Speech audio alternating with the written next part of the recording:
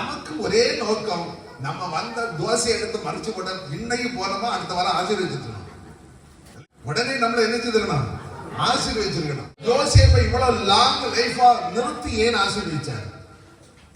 யோசேப்பை ஏன் இவ்வளவு லாங் இத்தனை வருஷம் கழிச்சு ஆசீர்வதிச்சார்? நீ பக்குவப்பட வேண்டும். நீ என்ன செய்யணும்? பக்குவப்படணும். இல்லைன்னா இளையகுமாரனை கையில கொடுத்து பணம் கொடுத்த கதை தான். இளையகுமாரன் தகப்பனார் கொடுத்தாரு தானே. அவன் இங்க சம்பாதிச்சுட்டானா? அவன் பெரிய ஆள் ஆகிட்டானா? எல்லாத்தையும் தொலைச்சிட்டு நடந்துட்டு வந்து நிற்கிறான். வேதனையின் தேவனுக்கு தெரியும், உன்னுடைய நெருக்கமும் தெரியும், உன்னுடைய கண்ணீரும் தெரியும். ஆனா ஒன்று புரிந்து கொள்ளுங்க, காற்றையும் கடலையும் பார்த்து கர்த்தர் சொன்னார், இம்மட்டும் வா, மிஞ்சி வர. உன்னுடைய திராணிக்கு மிஞ்சி என் தேவன் உன்னை சோதிக்கவே மாட்டார். உன்னுடைய திராணிக்கு மிஞ்சி உன்னை சோதிக்கவே மாட்டார். அது ஒரு காலமும் நடக்காது. அல்லேலூயா.